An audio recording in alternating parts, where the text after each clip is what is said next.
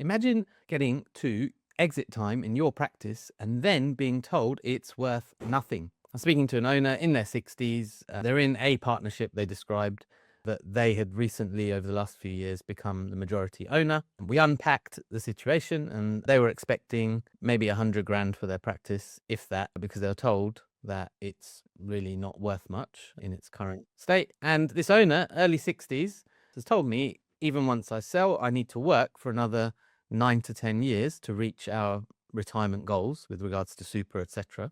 Now, when we unpacked it, there was a conversation about structure, was the associateship. Let's maybe unpack that and see how that scenario got there and what's good about it. Spoiler, not much.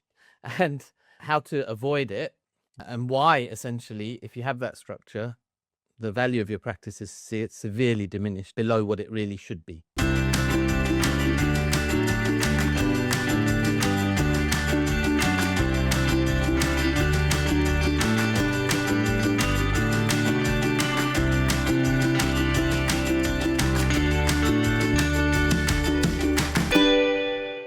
Imagine getting to exit time in your practice and then being told it's worth nothing. That's exactly the scenario that I faced when I that an owner faced when I spoke to them at the recent Practice Owners Conference. And today, Todd and I are going to talk about how they got there and how you can avoid the same trap. Welcome, Todd. Hey, Sachin. Good to see you. Welcome back to the Scale My Clinic podcast. Let's jump into it, Todd. So the scenario was, just to add a bit more flesh to the bones, I'm speaking to an owner in their 60s. They're in a partnership they described that they had recently, over the last few years, become the majority owner. We unpacked the situation and they were expecting maybe 100 grand for their practice, if that, because they were told that it's really not worth much in its current state. And this owner, early 60s, also told me, my wife, who plans our finances, has told me, even once I sell, I need to work for another 9 to 10 years to reach our retirement goals with regards to super, etc. Now, when we unpacked it, there was a conversation about structure. And so the structure, which you and I talked about before we started recording, was the associateship. And so let's maybe unpack that and see how that scenario got there and what's good about it. Spoiler, not much. And how to avoid it and why, essentially, if you have that structure, the value of your practice is severely diminished below what it really should be. So yeah, off we go. Over to you. Well, I reckon as a GP, I used to play this game where I thought I could pick the age of the patient's doctor by the medications they're on. So I used to be able to go, this is definitely, a 60s to 70-year-old GP. This is definitely a more junior, middle band based on the medications they chose for the patient. And I think this is one of those things that when you hear this structure talked about, you think, yeah, probably 70s, maybe 80s that it was set up. And I can have a picture in my mind of the accountant that advised of this crusty old guy, probably has crumpets for breakfast, be lying around in a tweed coat, maybe a pipe, put the slippers on in the evening. That's that kind of vibe. It's well past its use-by date.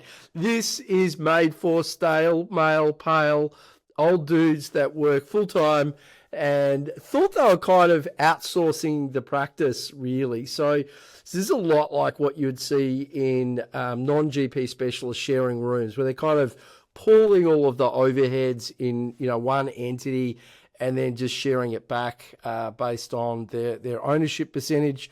That's effectively what this is. And so it's engineered such that you can keep the highest portion of your own personal billings. And your goal in this kind of environment is just to get enough other doctors to work there to offset all of the costs. And then you can proudly say you keep 100% of your billings. And so it works for a really narrow group of people for a very narrow period of time. If you want to take extended leave, it's not great. If you decide you're in a wind down phase, it's not great. And as this doctor you spoke to found out, when you go to talk to somebody about succession planning and say, hey, interested in buying this thing, people say, no. I'm not interested in buying that thing. And so, it's just usually somebody who has never taken time to review structures or thinking about restructuring along the way, probably because they had the crusty old accountant all the way through, who's probably also looking at getting rid of their business that may be worth nothing as well.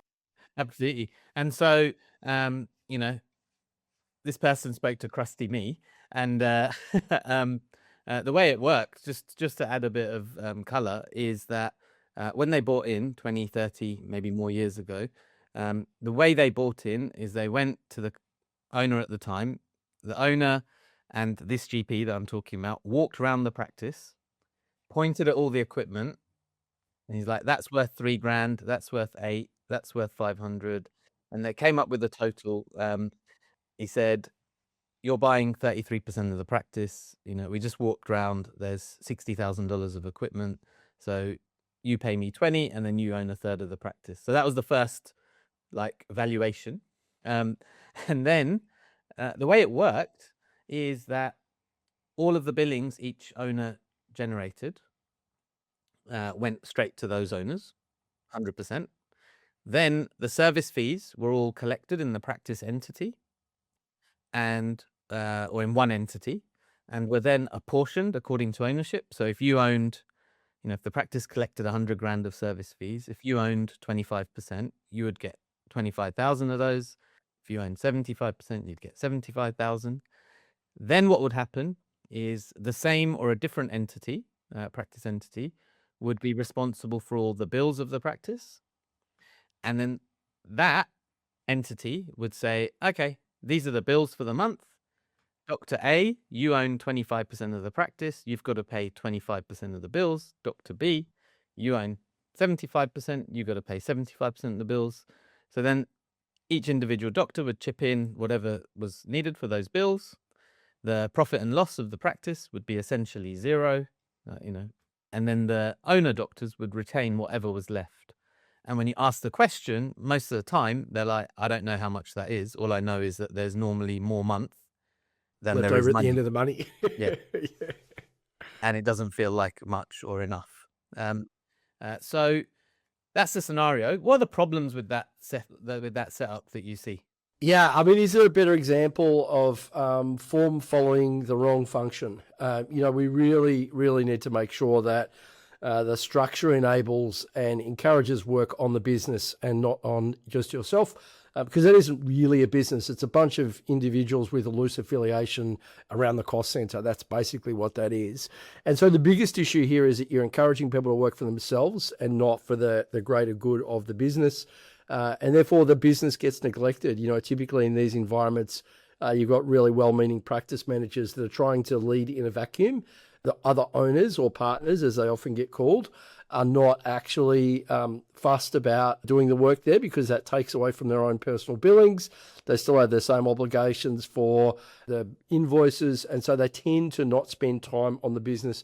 Almost all of it is spent seeing patients, which is great as a doctor with that one hat, but the hat of the business owner, the hat of the investor, and the hat of the creator, the person that is building the things that are necessary to create a great business, those hats are all kind of left off to the side and almost never put on. And so it's not surprising at the end of all of this that it's worth nothing, because somebody else has to go through all that restructuring pain.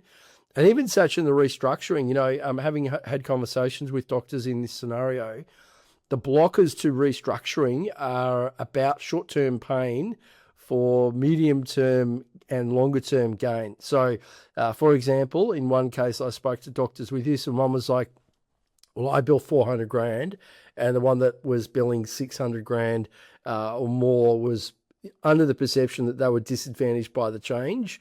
And so they didn't want to make the change because they were keeping a high portion of their billings, and they perceived that would drop. Really what's happening is you're shifting buckets, right? It's not coming to you personally. It's going through a business entity. But, you got to always count on humans having loss aversion. I've got it. I don't want to lose it, even if it will come back to me later in a different form. And so it is really difficult to encourage even doctors that see the way that it could work. They understand what could happen. They don't actually make that move to do it because of the perceived imbalances with any short-term adjustment to the agreement type. Absolutely. And then there's probably, so obviously that's some of the issues. The other one I see is around collegiality, because you're essentially, it's like you're a bunch of different practices sharing a building and sharing some people. And so I would often see that there's issues with collegiality around the clinical side. And then in the decision making, there's often a paralysis of decision making, because people are always counting the cents rather than the ROI in any given situation. And so you sort of see this impasse. Have you seen that when you've come across these structures? Just me.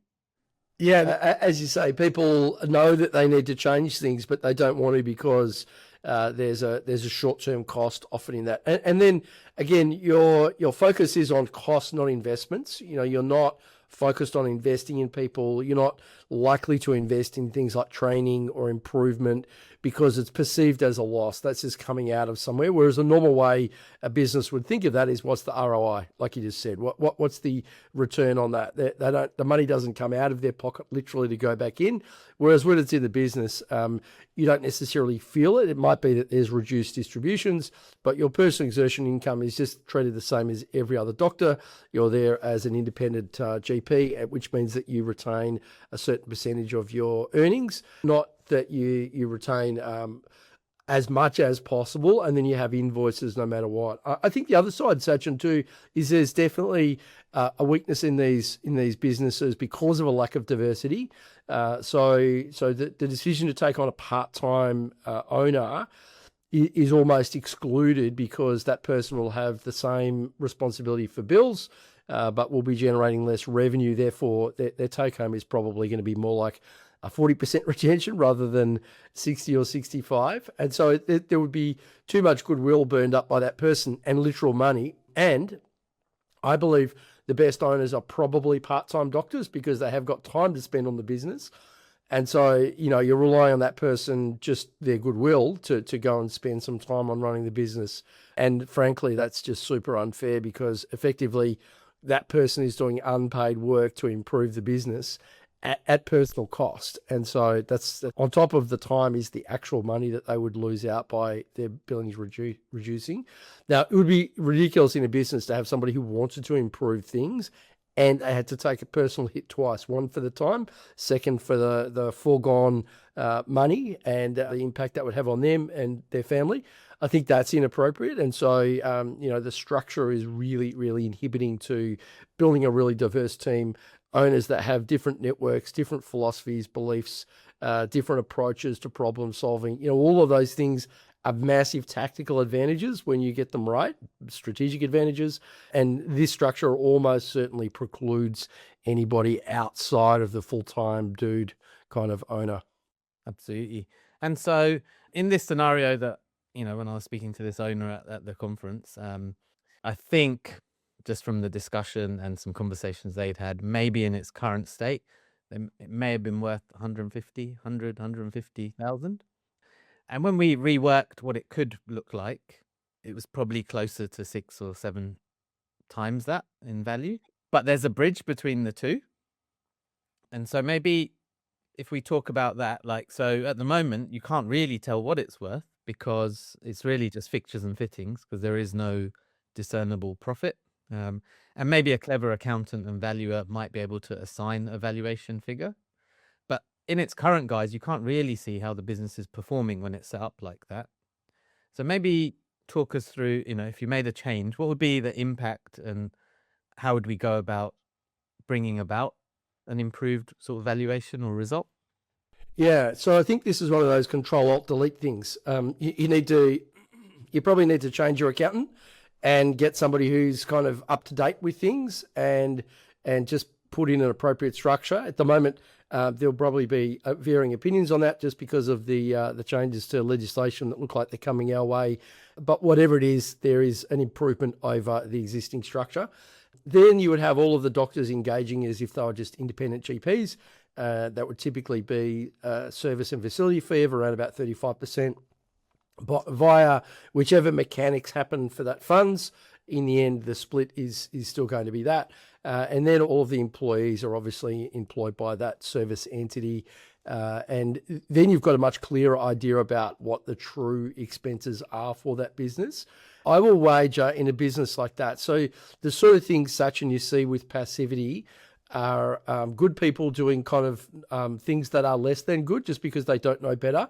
And so what I would typically expect to see is underemployment, so more staff than required, with a lack of clarity as to what they should be doing, and often the staffing levels suit the people, not the business. So what I mean by that is you say, hey, I've got to take my daughter to soccer on Tuesday, but I don't really want to drop my income, so I'm just going to do some extra hours on Friday, which is great for you. You get to maintain your income. It's not great for the business because we don't need an extra person on Friday, but you've managed to fulfill your personal obligations.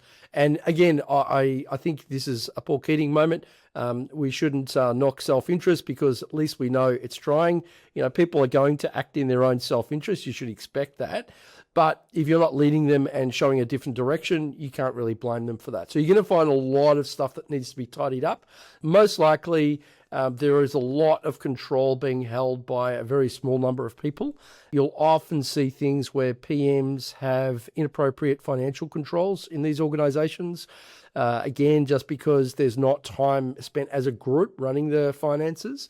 And so you may have a PM that has shared responsibility for deciding who to pay and having the capacity to move the money as well.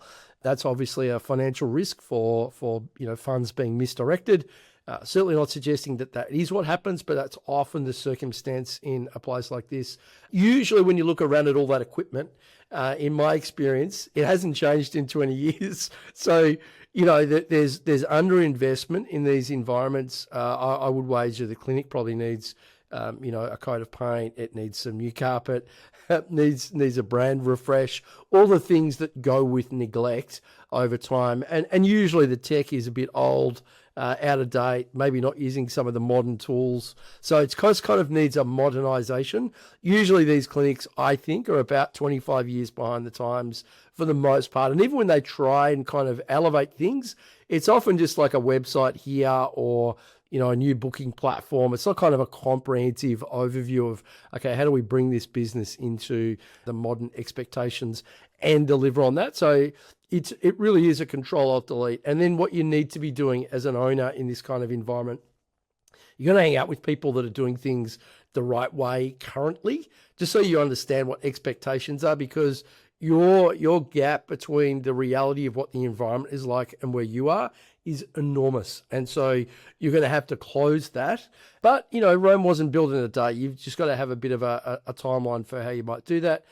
If I was estimating how long you'd have to take, I think, look, if you put some time into it and you drop back consulting, it's probably an 18-month to 2-year thing. But otherwise, it's probably 3 to 4 years to kind of completely modernize from that structural issue, as well as the neglect that usually is embedded in that kind of structure. What do you think, Sachin? How long would you kind of budget to turn that around? Yeah, I had 3 years in my head. There's probably like 6 to 9 months of just getting the structure right, doing the changeover, and that can be accelerated, of course. And then you need to see, so you've got that structural element, which has to come first, I believe, because without that, you can't really see what's going on. Then you need to see what's actually going on and understand it, because there's probably going to be a slap in the face, metaphorically, of far out. Okay, well, it's really poorly performing considering the size of it. And so, in that example I talked about, this person is running out of money before the month is out. But the size of the practice tells me it should actually be making 400 to 500 grand a year, which tells me, maybe it's making 100 and it's hidden in there somewhere, which tells me there's probably $200,000 to $300,000 of waste and inefficiency in that particular business example. So you really need to analyze that and see what the truth is. Like I'm getting, now that if I'm a GP owner, which most of these structures are, of course, definitely. As a GP owner, I'm getting my normal retention, but now the business is always short of money. Well, that tells you the business is not operating right, and you need to understand that. And then sequentially go through the improvement activity there. The people we see, they've done it in 2 to 3 years. In that example that again I gave, here's a person who would have sold for, or thought they would have to just pretty much give it away if they were lucky, for 150. Now, they will be on a path to get it to be worth between 1 and 1.3, say. They originally were going to have to work for 9 years potentially to top up super. They'll do most of that with one transaction now when they exit, because they've got that insight. And so I think there's the time it takes to do it, but the time you save in doing it as well is a whole other equation, and you probably can't put a value on that time saved, because if you're, we've seen it with patients, right? You see that patient who retires is like ready to, I'm going to do it all now, and then a surprise hits. Let's say an unwanted surprise, potentially with health or something else, and they'll do anything to have bought that time back. And so I think the value of that time really can't be overestimated, from what I've seen. All right, so that's, we've talked about the structure, we've talked about the pitfalls, we've talked about how you might go about improving it. If someone is in a situation right now where they're like, oh, that sounds a bit like my situation, what should they do after listening to this podcast? I think the first thing to do is have a chat to your fellow partners and just say, hey, listen, we may all be running a business in a structure that doesn't serve us well. What's your appetite for improving and modernising this? And I think then people are often afraid to kind of talk to their business partners about what their thoughts are. But there's an opportunity here, and it's going to go one of a few ways. One option is the same partners decide they're up for it and they want to get some expert advice. The first place I would go would be to an accountant and then a lawyer as well, because you're going to need to restructure everything. That's going to mean new agreements and all sorts of things that are a little bit annoying. However, this is not something you can get away with without that pain. And then sometimes you'll have that conversation and someone will say, actually, you know what? I'm a bit over it. I'd be keen to get out of my share, in which case you may be able to acquire that as part of the restructure, probably very inexpensively, because nothing has changed in that time. And so it's the old, hey, go around the room and do like the estate sort of evaluation of the assets. So that might be the way that you buy out some partners, or alternatively, you might choose to sell to them and go and start something else, or go and do something else. So I think the first thing is a conversation with your fellow owners around what their aspirations and their ideal circumstances are. I like to, whenever I'm having a conversation like this, I like to do it without talking about the money. So people kind of want to jump in and talk about the money. So how much would I have to buy you out for? But really, the thing that matters the most is, what are all the things that matter to you other than the money? And so what I mean by that is it allows you to have a really broad-ranging conversation. Do you want to continue to be a GP in this clinic? Would you prefer to go and work somewhere else? Do you want any flexibility around that role? Like, what are all the things that matter to you? Do you want to have a particular role in the practice? Maybe it's mentoring GP registrars or medical students. There might be other things that person wants to do. People's personal circumstances will have changed. Their expectations will have changed. Their appetite for doing the work required, you're not going to be fully aware of. So just exploring all of the non-monetary things first. And then the other thing is, if I was a co-owner of a place and I initiated this conversation, it's not a once and done. Again, I find people often have unrealistic expectations, maybe because they've had conversations in their head 50 times. They think that one time is okay. This is probably somewhere between 6 and 10, maybe 12 conversations. So, what I would do is just diarize every couple of weeks, catching up, just to continue to kind of have some pressure on solving. And that's probably, an hour or two in an environment that's, away from the clinic. This shouldn't be in the clinic, somewhere where you've got a bit of privacy, but it's pretty relaxed. Ideally not at anybody's house, because there's a power differential when you do that. So just, like the back of a coffee shop or something, like you've got your little conspirational group trying to plot the overthrow of the government, but it's 3 or 4 people working out how they're going to move the practice forward. And I think just the goal is just for you to have a really good understanding of what everybody else in the ownership group wants.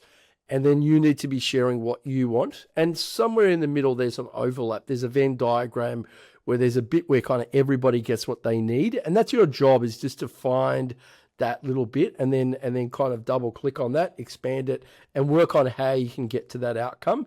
And then the money will kind of secondarily work itself out with that. But ultimately, you're either part of the solution or you're part of the old structure.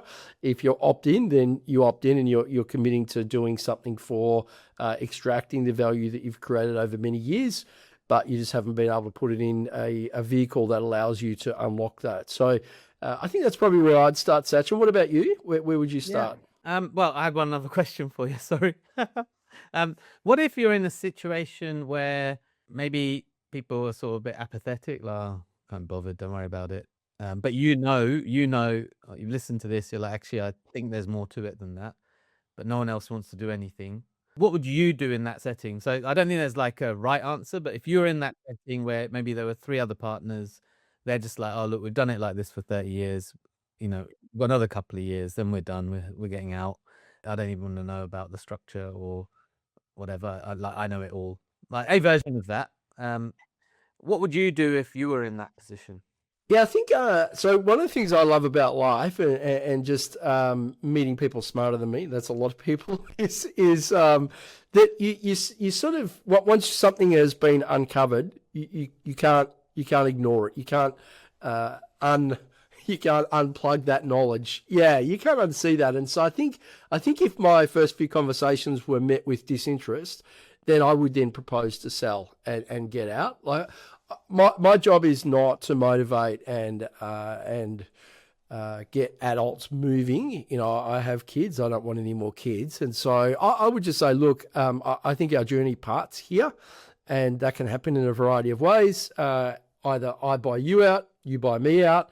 And we've seen quite a few owners that we've worked with that have kind of had the, it's often called a come to Jesus kind of conversation, but it's just it's an ultimatum, but not in a sense that you're presenting a false ultimatum. You are just saying, actually, look, I'm not prepared to sit by and see things go the way they have now that I'm aware of what can be different. And so I am, and my personal philosophy is I would never make an offer to somebody for their share of the business without accepting the same offer myself.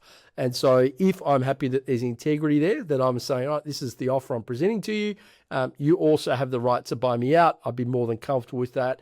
It would be pretty unusual that people that are kind of lacking in motivation and engagement would say, yeah, actually, you know what, now that you've mentioned it that way, I'm going to take it and run with it. But it comes back to what you talked about earlier, Sachin, like time is the non-renewable resource here. And I'm not necessarily suggesting that your business partners, anyone listening, are fuckwits, but I do want to, in life, spend less time around dickheads. And so, sometimes the fact that you decide you want to move forward and other people decide they're not just means that, you know what, this is wasted time for me. I don't really need to be doing this anymore.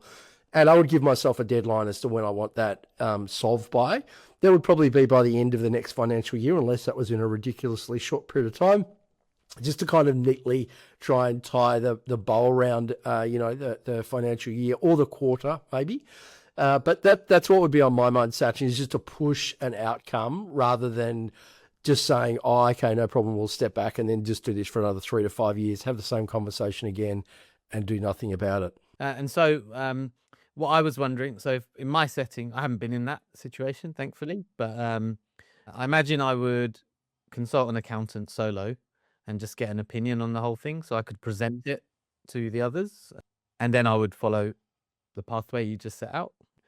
Sometimes it needs someone to just push a little, and I wouldn't not act to at least get the information just because I'd have to pay for it and they wouldn't be paying for it. I would pay for it myself, get the information, present it, and then follow the pathway you said. Would you do that, or would you do something different? I think, you and I probably have a little bit more exposure and experience if I'm imagining that I'm in that circumstance, I probably don't have a great view of the visibility over the numbers and the accounting and so forth. So that probably is the right first call for them.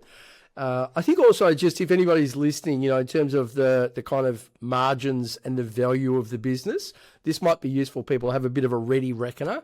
So what we find practices in the wild tend to have margins on billings of say 6 to 8% on their gross billings. So somebody doing $2 million would typically have $120,000 to $160,000 of profitability. A business like that would usually sell for between 3 and 4 times profit. So, 3 times 160. So you're getting to sort of 480, 500 odd K up to 4 times 180. Starting to test my maths a bit now, Sachin, but 720. Yeah, six. Well, there you go. You're better at the ad hoc maths, and so that would be the kind of range for a practice in the wild. Now, that same $2 million practice for practices we work with, and there's a selection bias. Losers don't really work with us. The ones that work with us are people that are motivated to improve their businesses. We'll know they usually run between 10 and 15% margin on their gross billings. So the same clinic would be more like $200,000 to $300,000.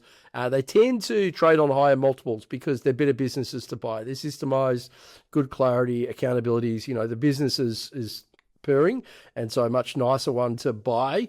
So you'd often see that those go for between 800 and more like 1.5, something in that range. And then we have some people that we work with that have beyond 20% margins in their businesses that run really exceptional businesses. And so again, those certainly would be more again. And so that's the kind of the rule of thumb that you could walk away with and say, actually, this business is probably worth X at the moment. It doesn't have a buyer, and anybody who bought it would have to do all of that work. And the problem is, if you buy a business like that and you're going to do that work, you're going to fracture some relationships just with having to get in there and restructure everything legally and accounting wise, new bank accounts, new prota, the whole lot. There's going to be some goodwill that gets burned really early on. So it's not a fun business to buy where you have to kind of do all of the restumping of the business very early on. And unless you can bring your own people along and kind of outsource that pain, which may be a viable option, but that's not a fun thing to do. So it's much better that the actual existing owner does it, because then you can kind of do the apology and move on, right, Sachin? Hey, I failed to lead you appropriately. Apologize for your poor leadership, and then take accountability and seek permission to move on. I think it's one of my favorite things. I've probably done that speech more times than I would like, but I expect to have to do it several more times in my career. Absolutely. All right. So there's your answer. If you are watching or listening to this, you've got a couple of paths. If your first question is, could it be better? Then what you need to think about is, what are we billing at the moment? Number one. What is our profitability? Okay. If you don't know that number, then that tells you straight away that there is a problem, and that there's likely to be some structural issue. However, if you are able to ascertain that number, and maybe it's, take it as a percentage of your billings, then that will give you a starting point. If you know that optimized, work off, say, around 15% of your billings. So if you say, we'll use Todd's 2 million example, at 15% of that, knowing that some people can go higher, but let's work at 15, then you're talking about $300,000 of profitability. And valuation wise, if you're in the lower echelons of percentages, so maybe you're at 5 or 6%, then roughly think about 3 times as a multiple. It might be a little bit more, might be a little bit less, but so if it's 5%, say, of 2 million, then maybe it's 100,000 of profit, and at 3 times, maybe it's worth about 3 to 400, something like that. As optimized, the annual profit would be about 300, and you may get up to a 5 multiple because it's a better business. And so there you're talking 300 times 5, so roughly 1.5. That's the window of opportunity for you that you could, if by making the changes, you could get to. And probably then if you already know those numbers, you could actually start by listening, all of you, to this podcast and then facilitating a conversation. That would be a starting point. If you don't believe it, then you might then go on, and you should definitely go on and take professional accounting advice around your structure, only from a medical specialist accountant, not someone who doesn't understand general practice and medicine. And if you did those things, you'd have much more clarity about what's possible for you. And then it's a simple decision together to make, which might involve 5 conversations, as Todd just walked us through earlier. Is that a fair summary, Todd? Yeah, I think so. And then just you've got to have the appetite for improvement, and you've got to get smart really quickly after you make that decision, right?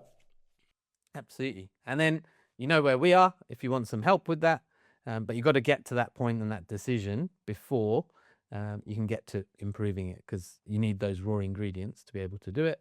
The next part, whilst not easy, is relatively simple. It's a series of steps. But these tough conversations are what are going to get you ready for that piece of work. And to get to that piece of work, you've got to have these conversations together, come to some decisions together, and then be ready to go and do the 2-3 year journey. You may continue to do it longer and go even far beyond what you dreamt of. But you've got to be ready at the starting point. That's the pre-season training you have to do. Any final words, Todd, for today? No. Not in general.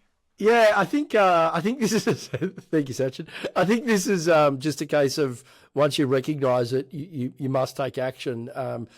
One of the things that was obvious to me and talking to people at the Practice Owners Conference is some people do this for a decade. They kind of know that something's not right, and you just squander a large opportunity in that time. Mostly what it steals from you is time and cognitive load. And so, no business is owed that, particularly one that's not serving in the way that you would like. So once you know it's not right, do something about it, even if that means walking away. You do need to have, you should always hold that as an option, that it's you, the one that sells and walks away. Otherwise, it's not really a negotiation. Perfect.